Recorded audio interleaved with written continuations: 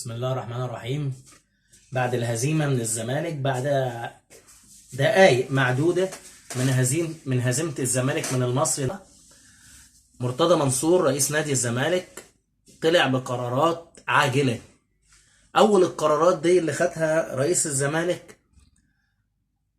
توجيه الشكر للجهاز الفني بالكامل. كده الجهاز الفني كان ماشي، يعني كنا عارفين ان الجهاز الفني ماشي حتى قبل الماتش عارفين، بس الجهاز الفني ده زي ما قلت لك احمد عبد المقصود ده تقريبا ما يعرفش حاجه عن كره القدم الا انها مدوره. يعني راجل ما عندوش فكر تغييرات، زي ما قلت لك ما بيعرفش يغير. اللعيبه بتلعب كده زي ما تكون بتلعب دوره رمضانيه كده، بتلعب بمزاجها وبتلعب على كيف، يعني باجتهادها. اذا اجتهدت جامد وكسبت يبقى للعيبه، لكن هو المدرب ما عندوش فكر. اول حاجه. تاني حاجه، واقفه 4 لعيبه مش عارفين ال4 لعيبه اللي هيتوقفوا لنهايه الموسم وتجميد مستحقاتهم. مين ال4 لعيبه؟ مثلا رؤى من ضمن ال4 دول، ولا مين؟ هو هنستبعد طبعا الونشي وصبحي وشبانه اللي لسه بادئ، لكن مين ال4 لعيبه اللي هيتوقفوا ده؟ ممكن يكون فيهم لعيبه ما لعبتش. بكره هنعرف، يعني ما فيش. ويمكن دلوقتي كمان يطلع المستشار ويعرف كل الناس. تالت القرارات، خصم 30% من عقود اللعيبه و25 من السنه دي. يعني ايه الكلام ده؟ خصم 30% من عقود اللعيبه، يعني 30% من عقودهم السابقه. يعني لعيب مثلا دلوقتي ماضي للزمالك او مجدد 4 سنين هيتخصم منه 30% من السنين اللي فاتت، اللعيبه اللي كانت بتلعب قبل كده.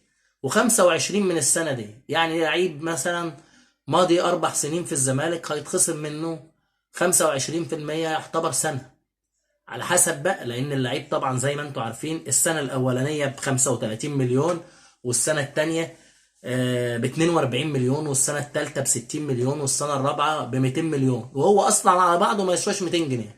والله العظيم الجزمه اللي لابسها خساره فيه. بعض اللعيبه الجزمه اللي لابسها خساره فيه، والفانيلا اللي لابسها غاليه عليه. بس هنعمل اصل ده بقى اللي ماشي واللي ده راجر في كره القدم. يعني لعيبه ما ينفعش تلعب دوره رمضانيه. انا بشوف لعيبه في الدورات الرمضانيه افضل منهم صراحه، افضل من لعيبه في الدوري الممتاز، مش في الزمالك بس. مش الزمالك، اذا كانت لعيبه الزمالك ديت السنه اللي فاتت كانت في حاجه غلط موجوده، لكن انا بتكلم عامه. في لعيبه بتلعب في الدورات الرمضانيه احسن من اللعيبه اللي بتلعب في الدوري الممتاز وبتاخد 20 مليون و30 مليون.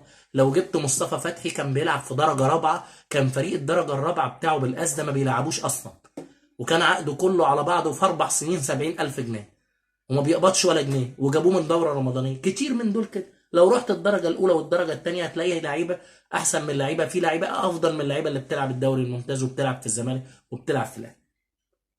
بس هي ارزاق بقى زي ما احنا بنقول. فالقرارات اللي خدها رئيس الزمالك مرتضى منصور قرارات متاخره، لكنها قرارات افضل انها ما تتاخدش. يعني يحسس اللعيبه دلوقتي مش انت بتلعب عشان الفلوس؟ ادي الفلوس اتخصمت.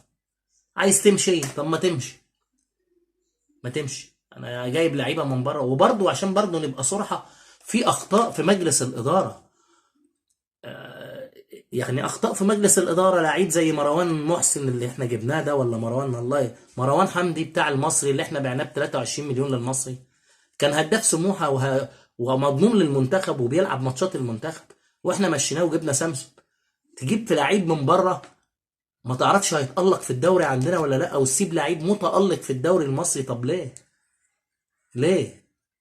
كان هيفرق. كنت انت قعدت ده بيلعب اصلا في الدوري المصري وخاد على الماتشات بتاع الدوري ده، لسه هيجي على ما يتأقلم قدامه سنة ومش هينفع. اللي جاي من بوليفيا واللي جاي من فنزويلا، كل ده هيمشي، كل ده هيمشي. الاهلي جاب لعيب برازيلي كسر، والزمالك جاب لعيب بنيني كسرين، مش هينفعوا. جماعه مش هيشيلوك، مش هيشيلوك الا لعيبه قلبها على الفانيلا. هو مش هينفع من الصفقات اللي جت جديده دي الا ناصر منسي، ومش عشان جاب اجوان، لا. ادينا شفنا دونجا، كنا بنشوفه بيجري مع بيراميدز وبيلعب مع بيراميدز، بس لما جه الزمالك مش مؤثر ولا مؤثر مع بيراميدز. بيجري مكهوك كده وبيتكلم وبيدخل دخلات جامده، لكن مش مؤثر خالص. يعني ما بينه وما بين طارق حامد آلاف السنين عشان يوصل لطارق حامد. ومش هيوصل، هو خلاص مشطب. اللعيبه اللي جبناها عمرو السيسي ده بيقابل من بعيد وما ملوش خالص، له انه يلعب في طلائع الجيش ويقابل، هو كده متألق في طلائع الجيش. في لعيبه لازم تمشي لازم تمشي لازم تمشي. ويجي مكانها لعيبه لو من الدرجه الاولى، لعيبه حاسه بالتيشيرت وحاسه بالجمهور. النهارده جمهور الزمالك كان 30 واحد، ما يجوش 30 واحد كمان. جمهور المصري اكتر منهم اضعاف، وعمرها ما حصل. كان الزمالك كامل العدد. كنت تجيب الاحصائيات بتاع تذكرتي تلاقي جمهور الزمالك، كنت تيجي تقطع التذكره ما تلاقيش تذاكر.